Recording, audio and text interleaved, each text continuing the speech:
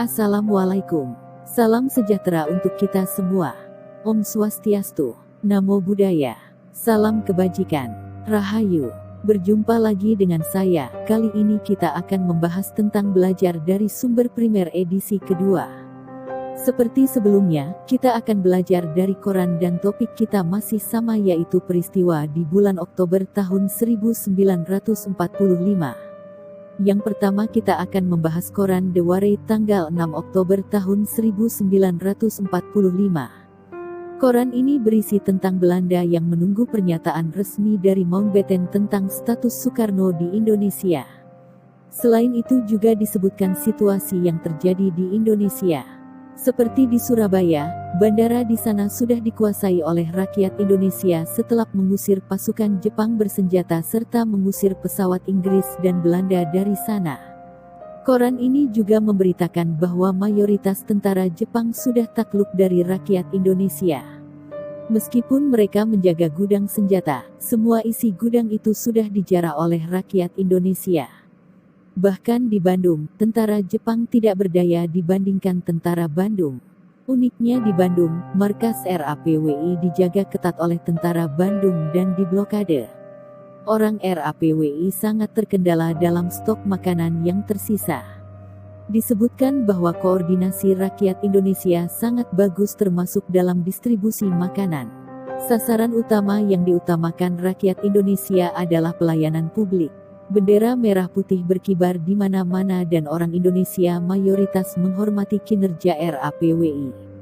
Situasi di Jakarta waktu itu sedang memanas antara rakyat Indonesia dengan patroli Jepang. Lebih parah lagi di Surabaya. Demo anti-Jepang berkumandang membuat tentara Jepang melarikan diri ke daerah pelosok meninggalkan kota. Koran ini memberi kita gambaran yang menarik kawan. 3 kota besar memiliki situasi beragam. Di Bandung, mayoritas persoalan dengan Jepang sudah diatasi dan terdapat blokade tentara terhadap markas RAPWI. Di Jakarta, ketegangan terjadi antara rakyat dengan patroli Jepang. Parahnya di Surabaya, saat itu sedang memanas dan membuat mereka berhasil mengambil alih bandara dan mengusir Jepang. Oke, kita lanjut koran kedua. Saya mengambil arsip Keesings Historis Archive yang terbit tanggal 7 Oktober tahun 1945.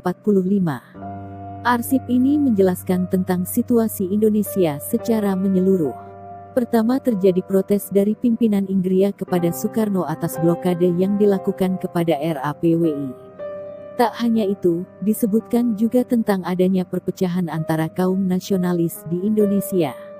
Soekarno setuju untuk membantu kerja RAPWI, hanya saja ia tidak yakin bisa mengendalikan situasi.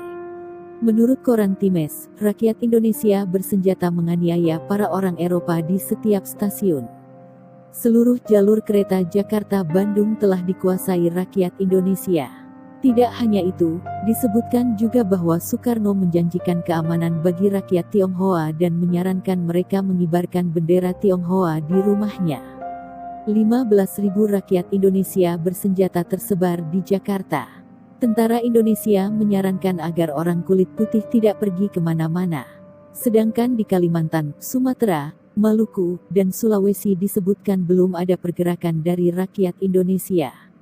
Meskipun begitu, situasi politik di sana juga menegangkan karena adanya orang Belanda dalam kota. Justru terjadi bentrokan antara rakyat Indonesia dengan orang Tionghoa yang dianggap bekerja sama dengan Belanda. Dari koran tersebut, ada hal menarik yaitu ketegangan dan peperangan pada awal Oktober mayoritas banyak terjadi di Jawa. Konflik dan sentimen anti-Belanda membuat rakyat sangat susah untuk dikendalikan situasinya. Nah, begitulah sedikit tentang koran yang terbit pada tanggal 6 dan tanggal 7 Oktober tahun 1945. Ketegangan luar biasa dengan bentrokan terjadi di beberapa kota, membuat situasi di Jawa benar-benar mencekam.